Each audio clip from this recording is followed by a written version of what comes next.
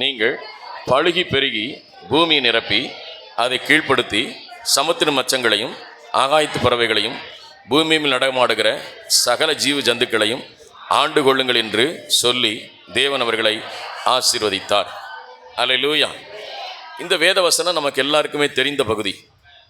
பல முறை வாசித்திருப்போம். ஏன்னா நீங்கள் பைபிள் வாசிக்கணும்னு ஒரு தீர்மானம் எடுத்து இந்த அதிகாரத்தை கண்டிப்பாக வாசித்திருப்பீங்க. அதுக்கப்புறம் லேவியராகவும் யாத்திராகவும் என்ன வாசிக்கிறத காட்டிலும் இந்த ஆதியாக 1 அதிகாரத்தை பைபிள் வாசிக்கணும் ஒரு தீர்மானத்தோடு எடுத்த உடனே இந்த அதிகாரத்தை கண்டிப்பாக வாசிக்காதவங்க யாருமே இருந்திருக்க மாட்டீங்க. பல முறை வாசித்திருப்பீங்க. ஆனால் இந்த வசனம் சொல்லுகிறது என்னென்னலாம் செய்வீங்க, உங்களுக்கு தேவன் எந்தெந்த விதத்தில் கர்த்தர் ஆசீர்வாதத்தை வைத்திருக்கிறார் என்று சொன்னால் என்ன வச்சிருக்கிறாரா? பழுகி பெருகி நிரப்பி அதை கீழ்ப்படுத்தி ஆண்டு கொள்ளுங்கள். 5 ஆசீர்வாதத்தை வச்சிருக்கிறார். இது யாருக்கு வச்சிருக்கிறாரு? எனக்கு வச்சிருக்கிறார். கர்த்தருடைய பிள்ளைகளுக்கு வச்சிருக்கிறார். இவ்வளவு ஆசீர்வாதங்களை பெற்ற நாம், இவ்வளவு கர்த்தருடைய வார்த்தையை பெற்றிருக்கிற நாம் ஏன் பயப்படணும்? ஏன் கலங்கணும்? ஏன் பதறணும்? என் தேவன் எனக்காக யாவையும் செய்து முடிப்பார். அல்லேலூயா. எங்கப்பா எனக்குத்தான் சொத்தை எழுதி வைப்பாரே தவிர பக்கத்து வீட்டுக்காரனுக்கு எழுதி வைக்கவே மாட்டார். நான் எங்கள் அப்பா கூட பேசாமல் இருந்தாலும் சரி, எங்கள் அப்பா கூட சண்டை போட்டாலும் சரி, எங்கள் அப்பா கிட்ட கோவிச்சுக்கிட்டு இருந்தாலும் சரி, எங்கள் அப்பா யாருக்கு தான் எழுதி வைப்பார்? எனக்குத்தான் எழுதி வைப்பார். அல்லேலூயா.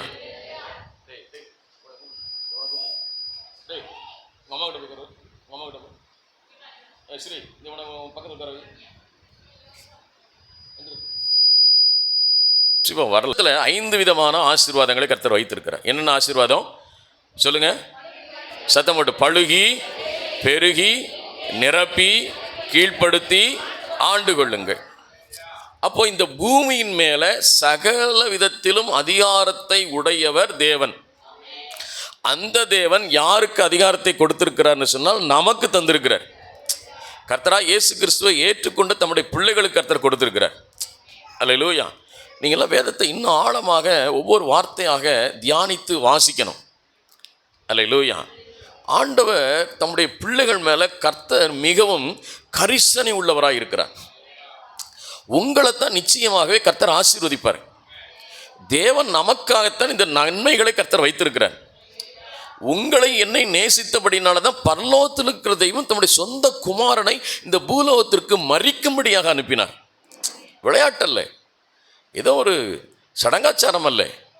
தேவன் உங்களுக்கு முழுமையான ஒரு விடுதலையின் வாழ்வை, ஒரு ஜெயத்தின் வாழ்வை, ஒரு நன்மையான வாழ்வை நீங்கள் பெற்று அனுபவிக்கணுன்றது கர்த்தருடைய விருப்பம். அல்லேலூயா. அப்போ அதை நான் முதலாவதாக நம்பணும், அதை நான் விசுவாசிக்கணும். எனக்காக கர்த்தர் நன்மையானதை தருவார், எனக்கு கர்த்தர் விடுதலையை தருவார், எனக்கு அவர் ஜெயத்தை கொடுப்பார். இந்த உலகத்தில் நான் வாழ்கிற நாட்களில் கர்த்தருக்கு நான் ஒரு ஆசீர்வாதமான ஒரு பாத்திரமாக நான் இருப்பேன் என்பதை நான் முதலாவதாக நம்ப வேண்டும். அல்லேலூயா. அல்லேலூயா. இயேசு சொன்னார், ஒருவன் இந்த சிறுபிள்ளையை போல மாறாவிட்டால் பரலோக ராஜ்யத்தை என்ன செய்வதில்லை, அவன் சுதந்தரிப்பதில்லைன்னு சொன்னார். ஏன் சொன்னாருன்னா, உங்கள் சின்ன பிள்ளைகிட்ட 3 வயசு குழந்தைகிட்ட 2 வயசு குழந்தைகிட்ட நீங்கள் சொல்லுங்கள், இந்த மேலே பறக்கிற விமானத்தை பார்த்துட்டு பா எனக்கு வாங்கி கொடுன்னு சொன்ன உடனே, சரிடா நான் உனக்கு வாங்கி கொடுக்குறேன்னு சொன்ன உடனே அந்த பிள்ளை நம்புது. பார்த்தீங்களா, இந்த விமானத்தை எங்கள் அப்பா வாங்கி கொடுப்பாருன்னு. ஆனால் இப்போ சொன்னால் நம்பாது. அந்த குட்டி பிள்ளையாக இருக்கும்போது சொன்ன உடனே நம்ப, எங்கள் அப்பா எனக்கு என்ன வாங்கி தரேன்னு இருக்காரு, இந்த மேலே பறக்கிற விமானத்தை வாங்கி தரேன்னு சொல்லி இருக்கிறாரு. அதான் சொன்னார், சிறுபிள்ளையை போல மாறணும். தேவனுடைய வார்த்தையின் வசனத்தை ஒரு சிறுபிள்ளையை போல அப்படியே ஏற்றுக்கொள்ளணும். அல்லேலூயா. அப்படியே விசுவாசிக்கணும். யாரெல்லாம் அப்படியே ஏற்றுக்கொண்டார்களோ அவர்கள் ஆசீர்வதிக்கப்பட்டார்கள். ஆபிரகாமுடைய சரீரம் செத்து போனதையும் சாராளுடைய கர்ப்பம் செத்து போனதையும் அறிந்திருந்தும் தேவன் சொன்ன வாக்குத்தத்தங்களை அவர் நினைச்சான் பாருங்க, அதை அவர் விசுவாசித்தான் பாருங்க, அங்கே அற்புதம் நடந்துச்சு. அல்லேலூயா. இயேசு கிறிஸ்து ஒரு அற்புதம் கூட செய்யலை. கானா ஒரு கல்யாணத்தில் தான் முதல் அற்புதத்தை செய்தார்.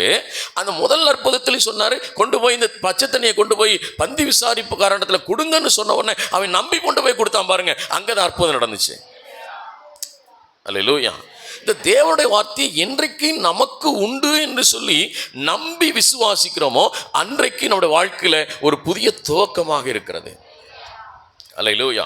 அப்ப தேவன் தம்முடைய பிள்ளைகளை ஆசீர்வதிக்கிறது மட்டுமல்ல, உங்களை ஆசீர்வதிக்கிறது மட்டுமல்ல, உங்கள் சந்ததிகளையும் கர்த்தர் ஆசீர்வதிக்கிறார். அல்லேலூயா. உங்க சந்ததிகளை மட்டுமல்ல, உங்களை சார்ந்து இருக்கிறவர்களையும் கர்த்தர் ஆசீர்வதிக்கிறார். அல்லேலூயா. இன்றைக்கு அதை குறித்து தான் தேவனுடைய வார்த்தை உங்களோட பேச போகிறேன். நீங்கள் தேவனுக்கு சாட்சியாக இருக்கும்போது, நீங்கள் தேவனுக்கு உண்மையாக இருக்கும்போது, நீங்கள் தேவனுடைய வார்த்தை கீழ்ப்படிந்து நடக்கும்போது உங்கள் பிள்ளைகள் நிச்சயமாகவே ஆசீர்வதிக்கப்படுவார்கள். ஏனென்றால் வசனம் சொல்லுகிறது, நீதிமானுடைய சந்ததியோடே கர்த்தர் இருக்கிறார். உங்க சந்ததியோட கர்த்தர் இருக்கிறார். உங்க பிள்ளைகளோட கர்த்தர் இருக்கிறார். உங்களுடைய சந்ததி சந்ததி சந்ததி சந்ததியாய் கர்த்தர் ஆசீர்வதிக்கிறவர். அல்லேலூயா. சில நேரங்களிலே நமக்கு நம்முடைய பிள்ளைகள் ரட்சிக்கப்படாததை போல தெரியலாம், நம்முடைய பிள்ளைகள் பின்மாறி போனதை போல தெரியலாம். ஆனால் ஆண்டவருடைய பார்வையிலே அவர் மறைக்கப்படுவதில்லை, மறுக்கப்படுவதில்லை, மறந்து போகிற தேவனும் இல்லை. அல்லேலூயா. இந்த வார்த்தைகளை கேட்கிற கர்த்தருடைய பிள்ளைகளே, நீங்கள் உங்களையும் உங்கள் பிள்ளைகளையும் கர்த்தர் ஆசீர்வதிக்கிறார். ஏனென்றால் நீங்கள் தேவன் மேல் கொண்டுள்ள பக்தி வைராக்கியம், நீங்கள் தேவன் மேல் கொண்டுள்ள விசுவாசம் உங்களையும் ரட்சிக்கிறது, உங்கள் பிள்ளைகளையும் ரட்சிக்கிறது, உங்களை சார்ந்திருக்கிறவர்களையும் அது ரட்சிக்கிறது. அல்லேலூயா, அல்லேலூயா. நான் அதிகமாக என்னுடைய 5 வயதில் ஹாஸ்டலில் சேர்ந்தேன். 5 வயசில் ஹாஸ்டல் போனேன். நான் சொல்லிக்கிட்டு இருந்தேன் பசங்கிட்ட, டே 5 வயசுலேருந்து என் கல்யாண நாள் வரைக்கும், கல்யாணம் ஆகிற வரைக்கும் ஹோட்டல் சாப்பாடு தாண்டா சாப்பிட்ருக்கிறேன், சமைச்சு சாப்பிட்டது இல்லைடா அப்படின்னு. நான் வளர்ந்தது எல்லாமே திருநெல்வேலி மாவட்டத்தில் ஹாஸ்டலில்.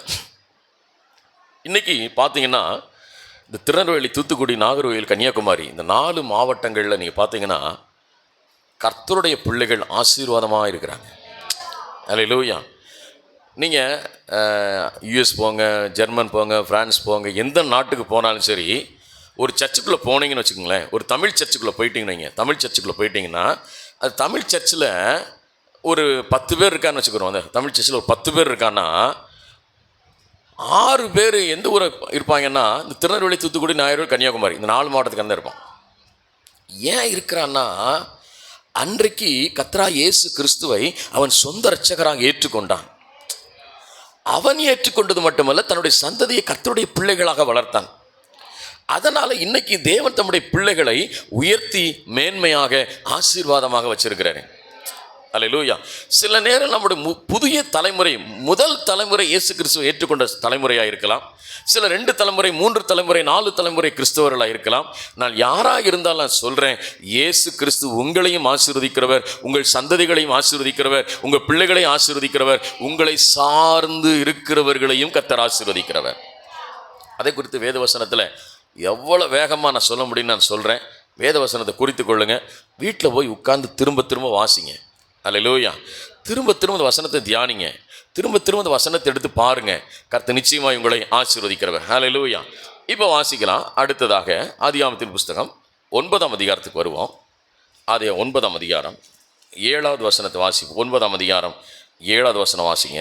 நீங்கள் பலுகி பெருகி பூமியிலே திரளாய் வர்த்தித்து விருத்தியாகுங்கள். அப்போ ஆண்டவருடைய விருப்பம் என்னன்றதை நீங்கள் புரிஞ்சுக்கொள்ளுங்க. அப்போ நீங்கள் தரித்திரனாக இருக்கிறது கர்த்தருடைய விருப்பம் இல்லை. அல்லேலூயா. நீங்கள் கடனாளியாக இருக்கிறது கர்த்தர் விருப்பம் இல்லை. நீங்கள் நோயாளியாக இருக்கிறத கர்த்தர் விரும்பலை. இப்போ ஆண்டவருடைய விருப்பம் திரும்ப திரும்ப திரும்ப என்ன சொல்கிறாருன்னா, நீ பழுகு, நீ பெருகு, நீ பூமியை நிரப்பு, நீ வர்த்திக்க பண்ணுவ, நீ விருத்தியாகு. இதுதான் ஆண்டவருடைய விருப்பமாக இருக்கிறது. அதே அதிகாரத்தில் 9ஆம் வசனத்தை வாசிங்க. 9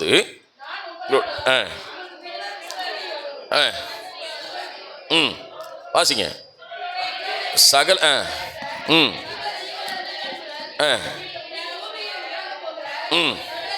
சகல காட்டு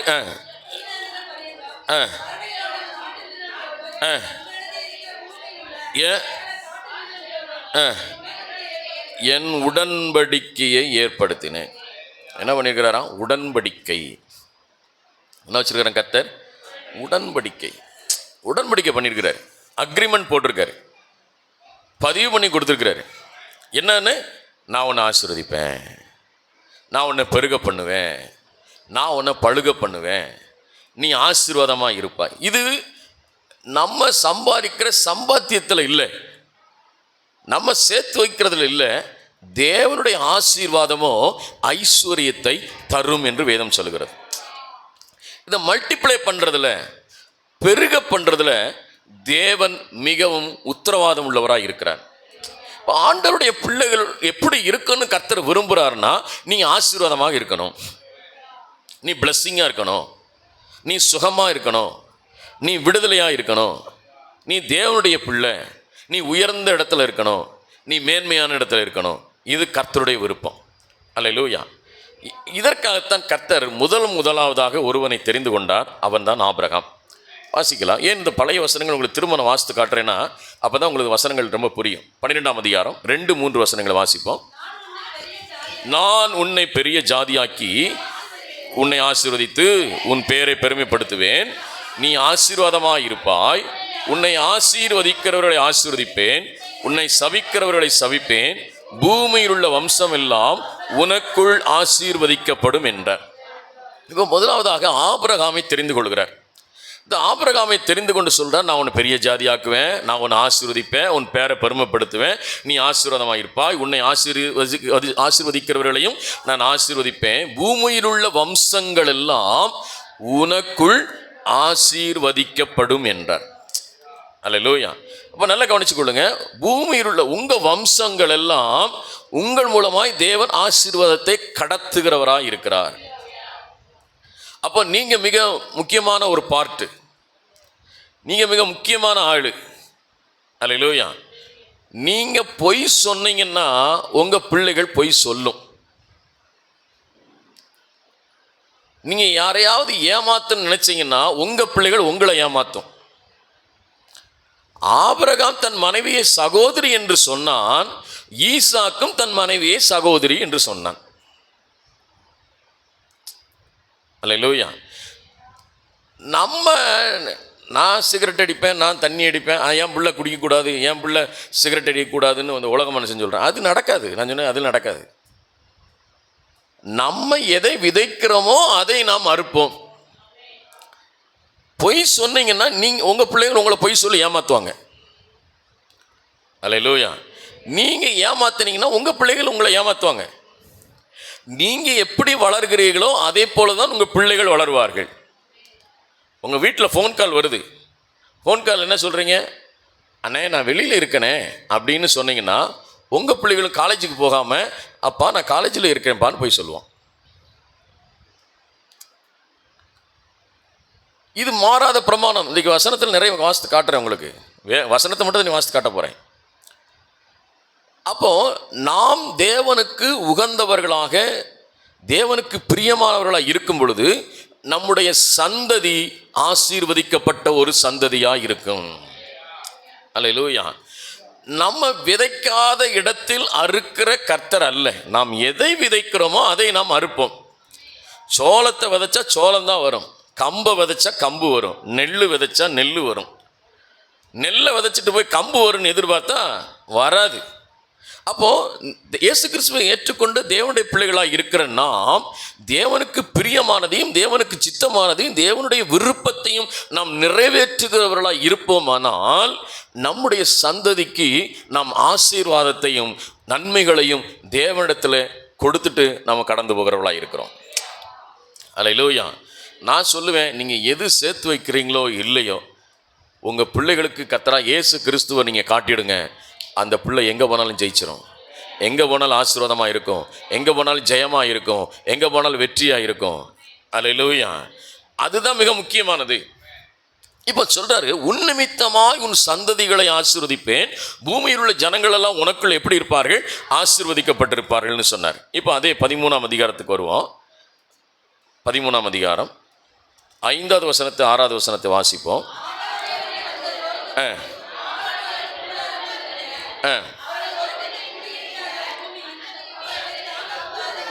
சரி,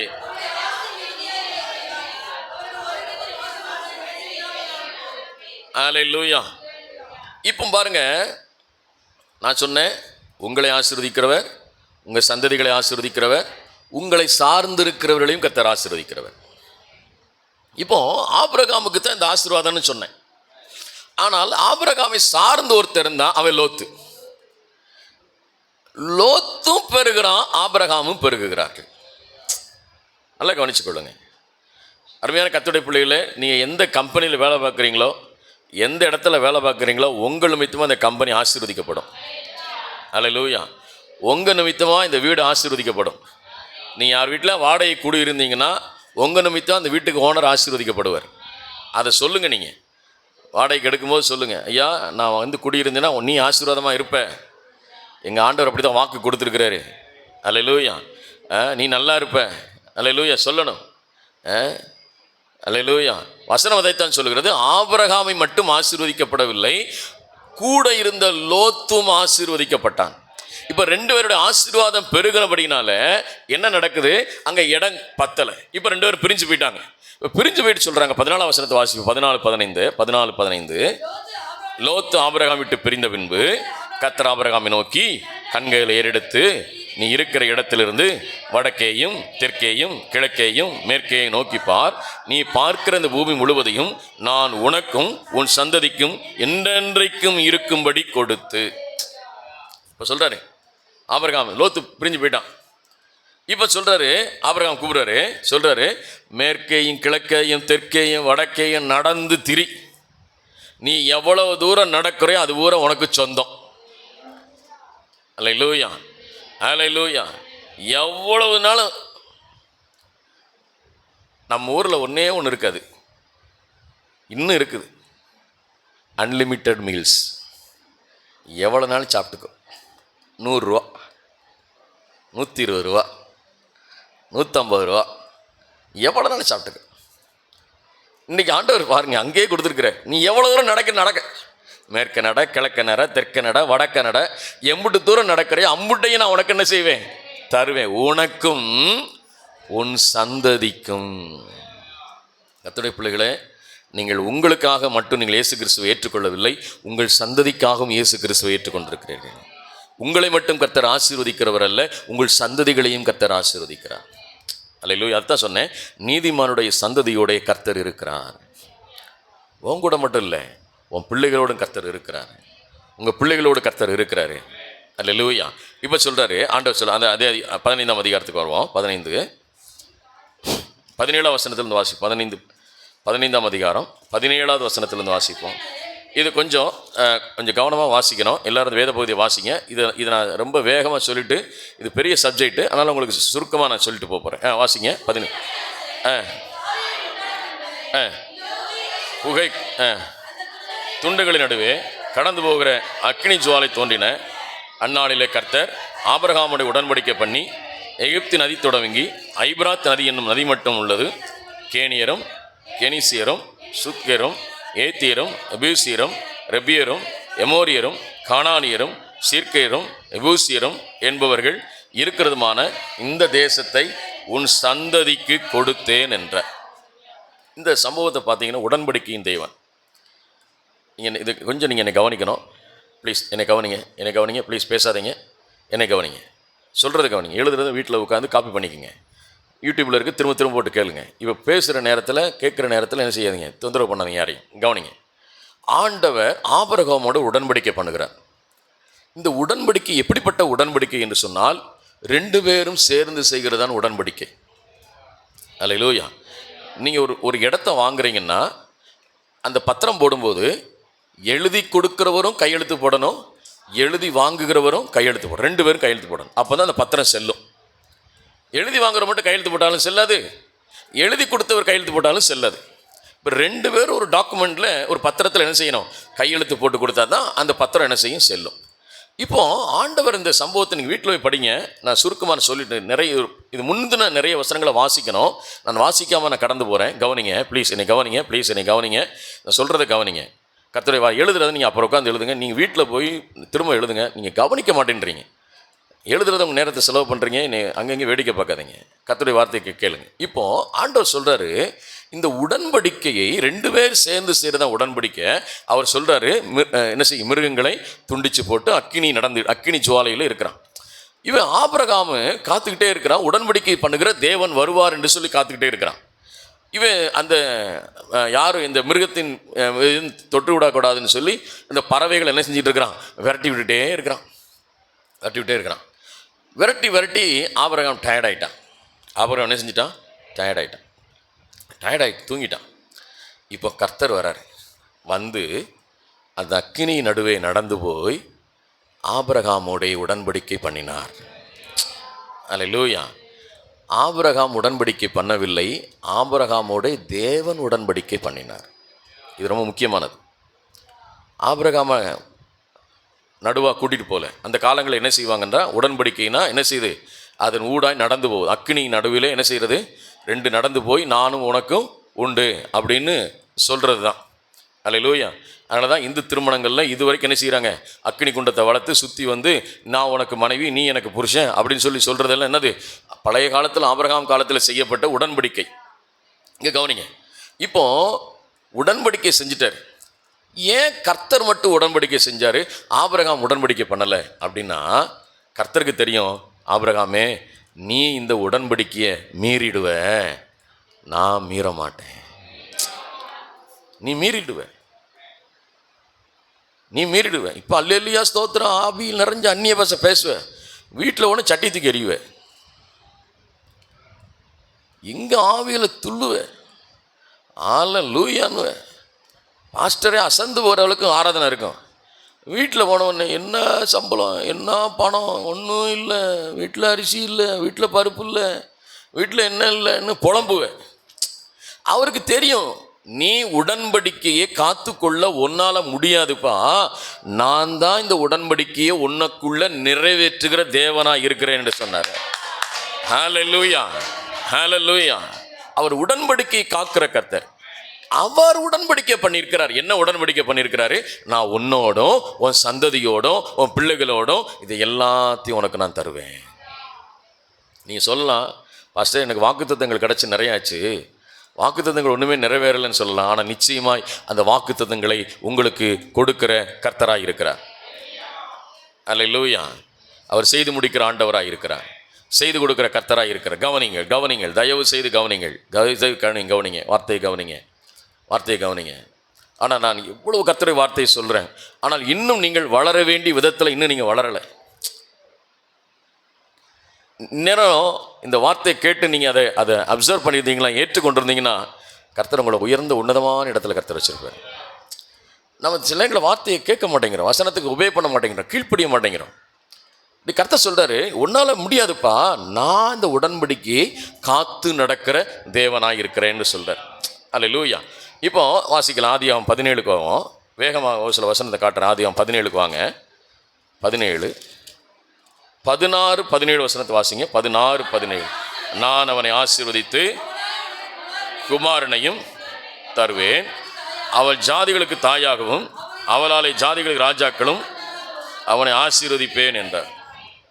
அப்பொழுது ஆபிரகாம் முகங்குப்புற விழுந்து நகைத்து, 100 வயதான பிள்ளைக்கு பிள்ளை பிறக்குமோ, 90 வயதான சாராள் பிள்ளை பெறுவாளோ என்று தன் இருதயத்திலே சொல்லி கொண்டான்.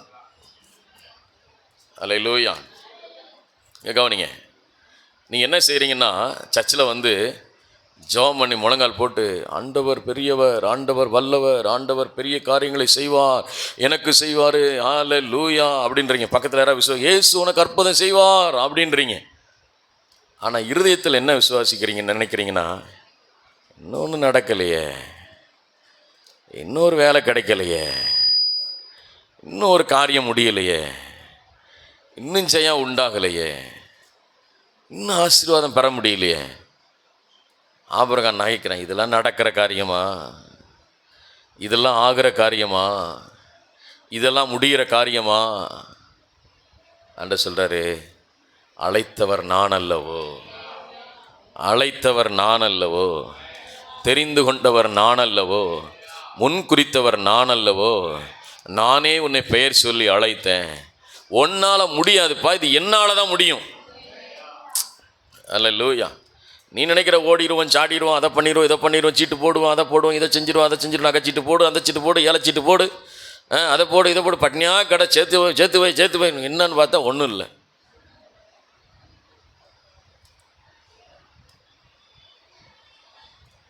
நகையை சேர்த்து வைக்கிறேன்னா நீங்கள் மாதம் 1000 ரூபா சேர்த்து அவன் மாதம் 1000 ஏற்றிட்டு போகிறேன் நகை வேலையை எங்கிட்ட சேர்த்து வைக்கிறது? இன்றைக்கி ஒன்று உங்கள் கையை விரிச்சு, ஆண்டவரே இது என்னால் முடியாது ஆண்டவரே, உம்மால் தான் முடியும்னு சொன்னால் நடத்திடுவார் கர்த்தர். ஐ சரண்டர். என்னால் முடியாது ஆண்டவரே, நீர் எனக்கு செய்து கொடுங்க. ஆண்டவர் அப்படி தான் சொல்கிறார். உன்னால் முடியாதுப்பான்னு தான் சொல்கிறாரு. உன்னால் இது முடியாது, நீ என்ன நம்பு, என்ன விசுவாசி, என்ன ஏற்றுக்கொள், என் சமூகத்தில் உட்காரு, நான் உனக்கு அற்புதம் செய்வேன்றார். அல்லேலூயா, அல்லேலூயா. இன்னொரு வசனத்தை உங்களை காட்டுறேன், வாசிக்கலாம். ஆதியாகமம் 26 வாங்க. வேகம் ஒரு சில வசனத்தை காட்டி முடிக்கிறேன். ஆதியாகமம் 26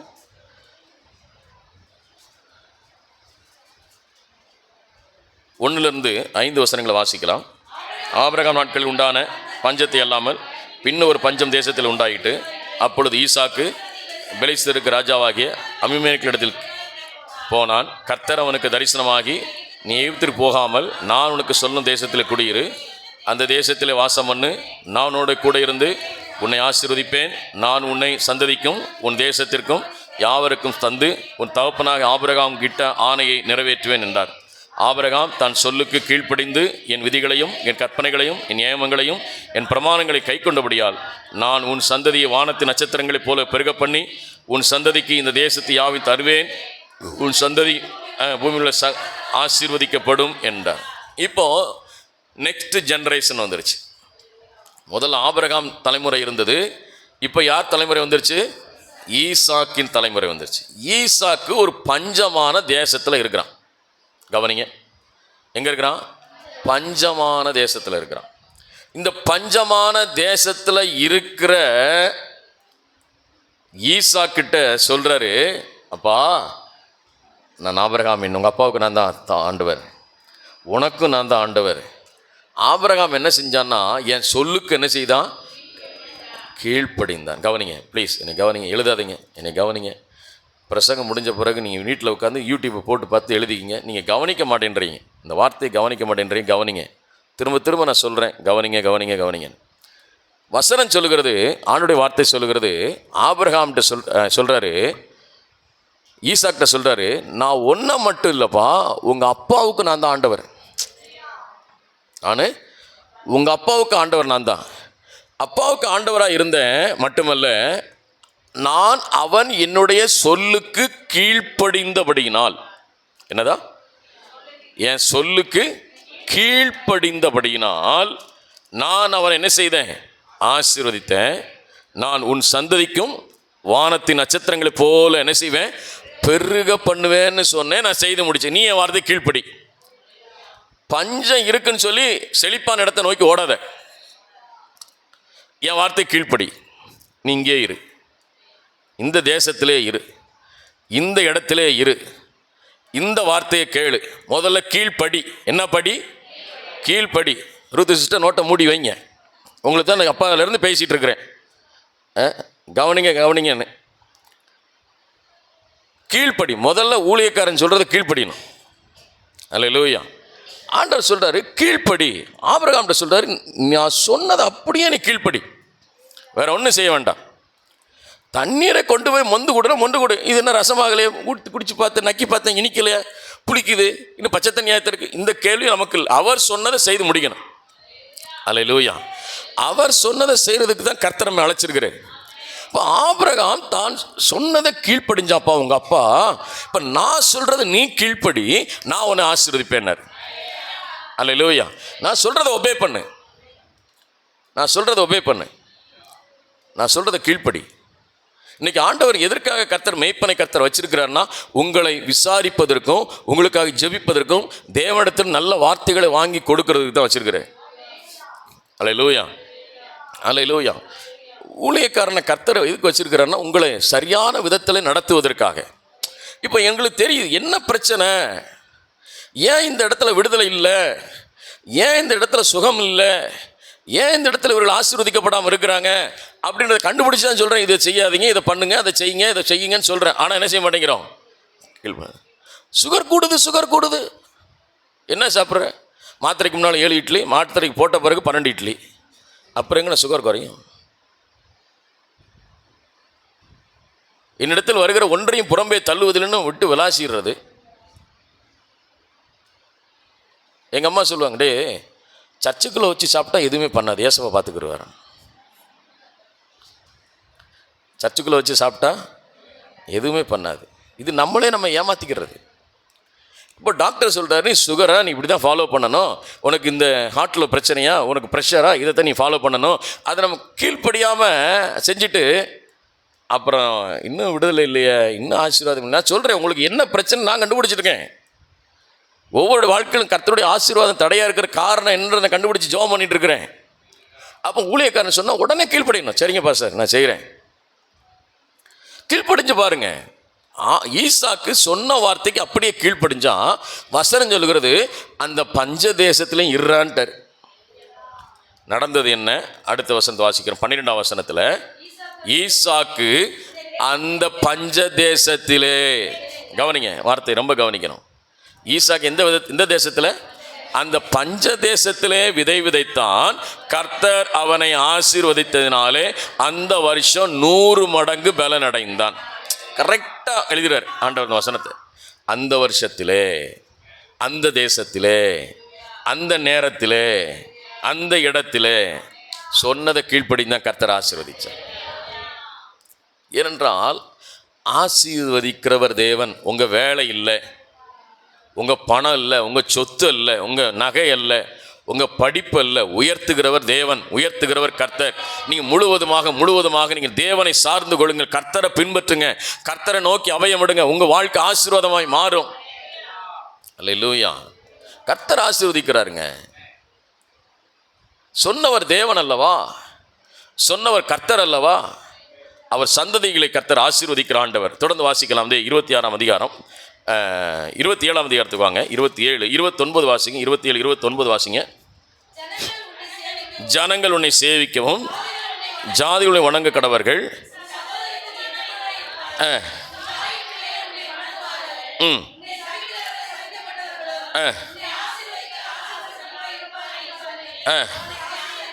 சரி, இந்த சம்பவம் என்னை கவனிங்க. இதெல்லாம் பெரிய ஒரு கதையோடு ஆரம்பிக்கணும். ஆனால் உங்களுக்கு நான் சுருக்கமாக சொல்கிறேன். யாக்கோபு 3வது சந்ததிக்கு வந்துட்டோம். முதல்ல யார் சந்ததியை பார்த்தோம்? ஆபிரகாம், ஈசாக்கை பார்த்துட்டோம். இப்போ யாருக்கு வந்துட்டோம்? யாக்கோபுக்கு வந்துட்டோம். தலைமுறையாய் கர்த்தர் ஆசீர்வதிக்கிறவர் என்ன சொன்னார்? நான் உன்னோடும் உன் சந்ததியோடும் உடன்படிக்கை பண்ணுகிறேன். யாக்கோபுக்கு வந்தாச்சு. இப்போ யாக்கோபு ஈசாக்கை ஏமாற்றி ஆசீர்வாதத்தை வாங்குறான். இந்த ஆசீர்வாதத்தை வாங்குறான். ஏசாவைத்தான் ஆசீர்வதிக்கணும்னு ஈசாக்கு நினச்சான். ஆனால் யாக்கோபு என்ன செஞ்சிட்டான்? ஏமாற்றி வாங்கிட்டான். ஏசாவை ஆசீர்வதிக்கனுடைய விருப்பம், ஏசாவை ஆசீர்வதிக்கணும்னு ஈசாக்குக்கு விருப்பம். ஆனால் யார் ஏமாற்றி வாங்கிட்டான்? யாக்கோபு ஏமாற்றி வாங்கிட்டான். இப்போ ஆசீர்வதிச்சிட்டாரு, சாப்பிட்டுட்டாரு, இப்போ போயாச்சு. பின்னால் யார் வரா? ஏசா வரான். அப்படி தானே? உங்களுக்கு கதையெல்லாம் தெரியும் நினைக்கிறேன், அதனால் வேகமாக போயிடும். ஏசா வரான். ஏசா வந்து அப்பாட்ட கேட்குறான், அப்பா என்ன செய்யுங்க? ஆசீர்வதிங்க. 37ஆம் வசனத்தை வாசிங்க. சரி இருங்க, 34 வாசிப்போமே. ஏசா தம்முடைய வார்த்தையை கேட்ட உடனே மிகவும் மனங்கசந்து அழுது உரத்த சத்தமிட்டு அலறி, என் தகப்பனே என்னை ஆசீர்வதியும் என்றார். அதற்கு அவன், உன் சகோதரன் தந்திரமாய் வந்து என்னுடைய ஆசீர்வாதத்தை பெற்றுக்கொண்டான் என்றார். என்னங்க இந்த சம்பவத்தை நீங்கள் படிச்சிருக்கீங்களே, என்னைக்காவது ஒரு சந்தேகம் வந்திருக்கா உங்களுக்கு? அக்ரிமெண்ட் போட்டு கையெழுத்தாக போட்டு கொடுத்தாரு ஆசீர்வதிக்கிறதுக்கு. வாயினால் சொன்னார். என்ன சொன்னார்? வாயினால் சொன்னார், நீ ஆசீர்வாதமாக இருப்பப்பா, நீ ஆசீர்வாதமாக இருப்ப, உன் சகோதரன் உன்னை சேவிப்பான், நீ எல்லாருக்கும் தலைவனாக இருப்ப, எல்லாவற்றையும் நீ ஆசீர்வாதமாக இருப்பான். வாயினால் தான் சொன்னான். இந்த வாயினால் சொன்ன வார்த்தை எவ்வளவு வல்லமை உள்ளது என்பதை நீங்கள் அறிந்து கொள்ள வேண்டும். அப்போது உங்கள் வாயிலிருந்து வருகிற வார்த்தை எவ்வளவு கனம் உள்ளது என்பதை நீங்கள் புரிந்து கொள்ள வேண்டும். நீங்கள் லேசாக பேசுகிறீங்க ஒரு வார்த்தையை, லேசாக சொல்லிடுறீங்க ஒரு வசனத்தை, லேசாக சொல்லிடுறீங்க உங்கள் பிள்ளைகளை குறித்து, அவன் சரியில்லை, இவன் சரியில்லை, அவன் சரியில்லை, இவன் சரியில்லை, அவன் இல்லை. அவன் அப்படி போயிடட்டும், இவன் இப்படி போயிட்டு சொல்லிடுங்க. ஆனால் நீங்கள் சொன்னது நடக்குது. அல்லேலூயா. நீங்கள் சொன்ன வார்த்தை நடக்கும். ஏனென்றால் வசனம் சொல்லுகிறது, மரணமும் ஜீவனும் நாவின் அதிகாரத்தில் இருக்கிறது. எங்கே இருக்குதுங்க? நாவின் அதிகாரத்தில் இருக்கிறது. மரணமும் ஜீவனும். அப்போ நம்ம எதை சொல்கிறோமோ அது நடக்கும். நாம் இல்லாதவைகளை இருக்கிறவைகளை போல அழைக்கிற ஆண்டவர். அல்லேலூயா. வசனம் சொல்லுகிறது, பலகீனன் தன்னை பலவான் என்று எண்ண கடவன், சொல்ல கடவன். தரித்திரன் தன்னை ஐஸ்வர்யவான் என்று எண்ண கடவன், சொல்ல கடவன். அப்ப சொல்லணும், என் பலகீனத்தை மத்தியில் சொல்லணும், கர்த்தர் எனக்கு பலனா இருக்கிறாரு. என் தரித்திரம் இருக்குதா, தரித்திரத்தை பார்த்து சொல்லணும், கர்த்தர் என்னை ஐஸ்வர்யவானாய் மாற்றுவாரு. அல்லேலூயா. ஏனென்றால் கிறிஸ்துவை குறித்த உபதேசம் கெட்டு போகிறவர்களுக்கு அது பைத்தியமாய் தோன்றும், ரட்சிக்கப்படுகிற நமக்கோ அது தேவ பலனாய் இருக்கிறது. அல்லேலூயா. தேவ பலன் அது நமக்கு. சிலருக்கு பைத்தியமாக தோணும், இல்லடா சுகவீனம் பலவான்னு சொல்லிட்டு இருக்கேன் அப்படின்னு. ஆனால் கர்த்தர் சொல்றார், நீ சொன்னதை அவர் நிறைவேற்றுகிற தேவன். இந்த சம்பவத்தில் வாசிக்கிற தேவனுடைய வார்த்தை சொல்லுகிறது, அவன் சொல்கிறான், ஐயோ நான் என்ன செய்வேன், அழுகிறான், புலம்புறான், தவிக்கிறான், உருள்றான், கத்துறான், அலறான். ஒரு ஆசீர்வாதத்தை கூட எனக்கு வைக்கலையா? இல்லைப்பா, அவனை ஆசீர்வதிச்சிட்டேன், அவனை பிளஸ் பண்ணிட்டேன். அதே தேவன் தான் உங்கள் கூட இருக்கிறாரு. உன்னை ஆசீர்வதிக்கிறவர்களை நான் ஆசீர்வதிப்பேன், உன்னை சபிக்கிறவர்களை நான் சபிப்பேன். ஆண்டவர் உங்களுக்கு ஒரு பெரிய கிஃப்டை கொடுத்துருக்காரு வாயின் வார்த்தையில். உங்கள் பிள்ளைகளை பார்த்து சொல்லுங்கள், நீ ஆசீர்வாதமாக இருப்பாயின்னு சொல்லுங்கள். உங்கள் வேலையை பார்த்து ஆசீர்வாதமாக இருப்பாயின்னு சொல்லுங்கள். உங்களுடைய சூழ்நிலையை பார்த்து சொல்லுங்கள், நீ ஆசீர்வாதம் இருப்பாங்க. எத்தனை பேர் இந்த வேலைக்கு சந்தோஷத்தோடு நான் வேலை செய்கிற வேலையை ஆசீர்வதிங்க ஆண்டவரேன்னு சொல்கிறீங்க. இதெல்லாம் ஒரு வேலையா? இதெல்லாம் ஒரு சம்பளமா? இதெல்லாம் ஒரு இதா அப்படின்னு போனீங்கன்னா அது அப்படி தான் இருக்கும்.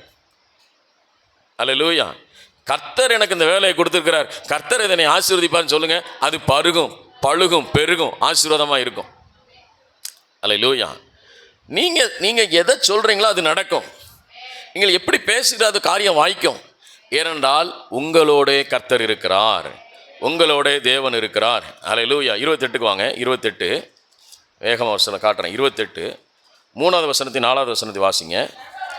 சர்வ வல்லமையுள்ள தேவன் உன்னை ஆசீர்வதித்து நீ பல ஜன கூட்டமாகும்படி உன்னை மிகவும் திரளாய் பெருக பண்ணி, தேவன் ஆபிரகாம் கொடுத்ததும் நீ பரதேசிய தங்குதமான தேசத்திலே நீ சுதந்திரித்துக் கொள்ளும்படி ஆபிரகாமுக்கு அருளின ஆசீர்வாதத்தை உனக்கும் உன் சந்ததிக்கும் அருளுவாராக என்று சொல்லி யாக்கோபை அனுப்பிவிட்டான். இங்கே வாசிக்கிறோம், ஆண்டவர் சொல்ற, சர்வ வல்லமையுள்ள தேவனை ஆசீர்வதிப்பாரு.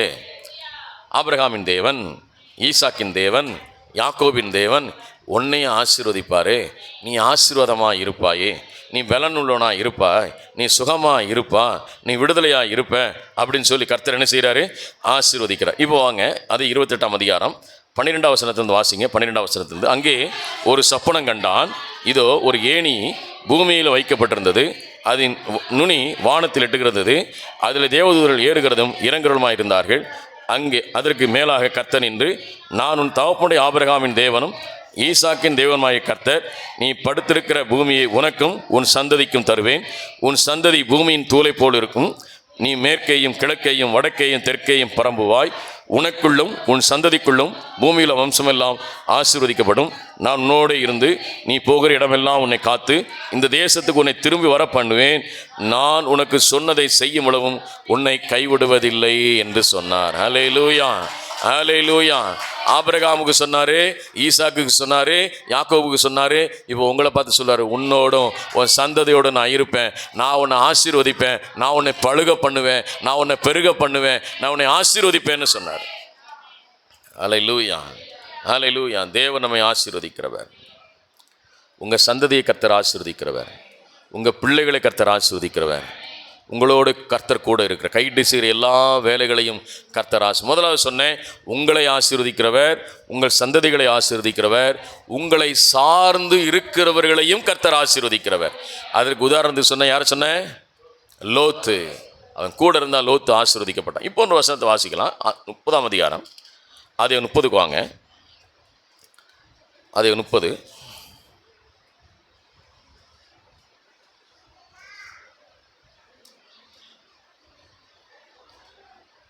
25 வாசிக்கலாம். 25 ராகேல் யோசேப்பை பின்பற்றின பின்பு யாக்கோபு லாபானை நோக்கி, நான் இந்த தேசத்துக்கும் என்னை போக அனுப்பிவிடும்.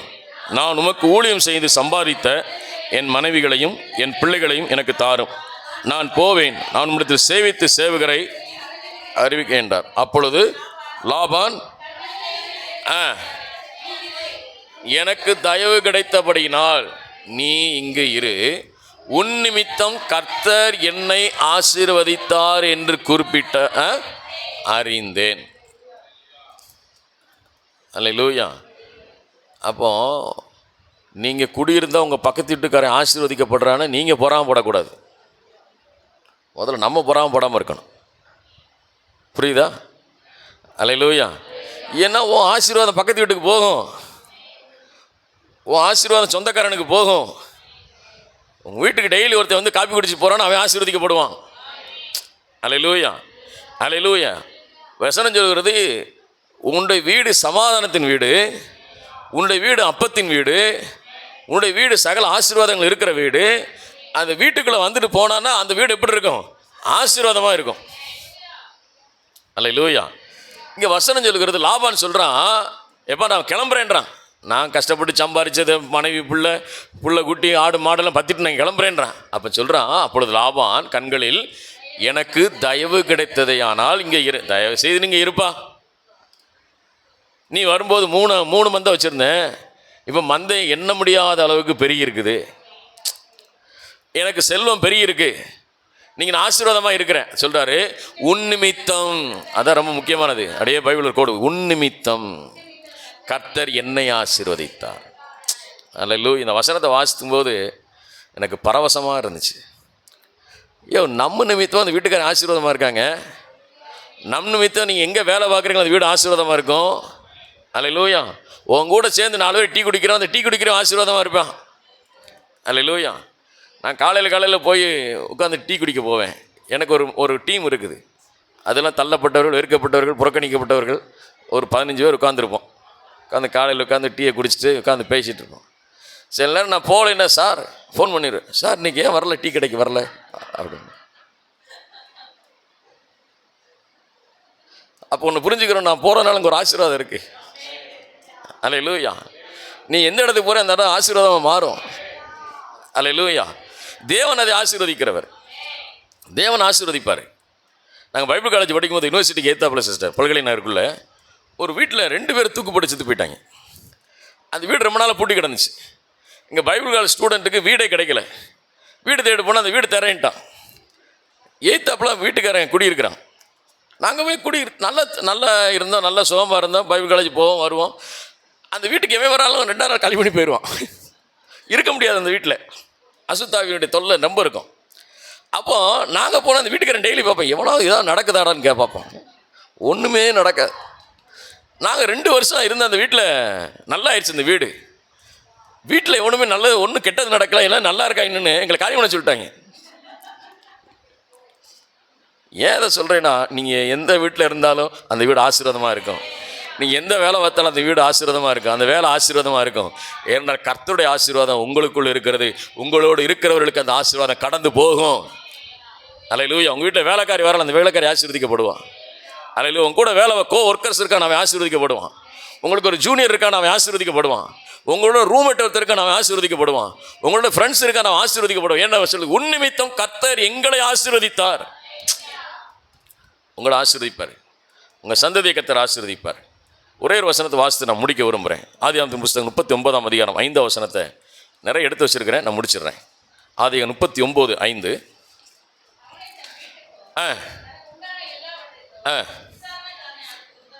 சரி. கர்த்தர் யோசேப்பின் நிமித்தம் அந்த எகிப்தின் வீட்டை என்ன செய்தார்? ஆசீர்வதித்தார். அல்லேலூயா. போதும். இப்போ உங்கள் நிமித்தமாய் எதிராளி ஆசீர்வதிக்கப்படுவான், உங்கள் நிமித்தமாக நன்மை உண்டாகும். அல்லேலூயா. வசனம் சொல்லுகிறது நீதிமொழிகளில், நீதிமான் பட்டணத்தில் செழித்திருந்தால், அந்த ஒரு வசனம் இருக்குமே, பட்டணம் என்ன செய்யப்படும்? கலிகூரும் ஆசீர்வாதமாக இருக்கும். இப்போ நீதிமான் நீங்கள் இருந்தீங்கன்னா அந்த வீடு ஆசீர்வாதமாக இருக்கும். நீதிமான் இருந்தால் அந்த வீடு சந்தோஷமாக இருக்கும். நீ கர்த்தருக்குள் ஆசீர்வதிக்கப்பட்டிருப்ப. அப்போ இன்னைக்கு இந்த கர்த்தர் வார்த்தை என்ன சொல்லுகிறது என்றால், இன்னைக்கு தியானித்த வசனத்தில் ஆண்டு சொல்கிறாரு, உங்களை கர்த்தர் ஆசீர்வதிக்கிறவர், உங்கள் சந்ததிகளை கர்த்தர் ஆசீர்வதிக்கிறவர், மட்டுமல்ல உங்களை சார்ந்திருக்கிறவர்களையும் கர்த்தர் ஆசீர்வதிக்கிறவர். அல்லேலூயா. ஆசீர்வாதமாக இருப்பான். எங்கள் ஒரு நகைச்சுவையை சொல்கிறேன். எங்கள் செக்ரட்டரி ஒய்ஃபு எங்கே போனாலும் ஆட்டோ எடுத்துகிட்டு போவாங்க. அவன் ஒரு நாள் பார்த்தா இன்னொரு புது ஆட்டோ வாங்கிட்டான். நாங்கள் அப்போ கேலி பண்ணோம், பாருங்கள் உங்கள்கிட்ட வாங்கின காசு வச்சு இன்னொரு ஆட்டோவே வாங்கிட்டாவே அப்படின்னு. நான் இப்போ தான் யோசிக்கிறேன், இவங்க ஆட்டோவில் போனதுனால அவன் இன்னொரு ஆட்டோ வாங்குறது கர்த்தர் ஆசீர்வதிச்சிருக்கிறார். அல்லேலூயா. அப்போது உங்கள் நிமித்தமாக உங்களை சார்ந்திருக்கிறவர்களை கர்த்தர் ஆசீர்வதிக்கிறார். சார்ந்திருக்கிறவர்களை கர்த்தர் ஆசீர்வதிப்போ உங்கள் சந்ததியை கர்த்தர் ஆசீர்வதிக்காமல் இருப்பாரா? நிச்சயமாக ஆசீர்வதிப்பார். நீங்கள் ஆசீர்வாதமாக இருப்பீங்க. கண்களை மூடி ஜெபம் பண்ணுவோம். ஆண்டவருடைய வார்த்தைக்கு நன்றி சொல்லுவோம். அல்லேலூயா. நன்றி ஆண்டவரே.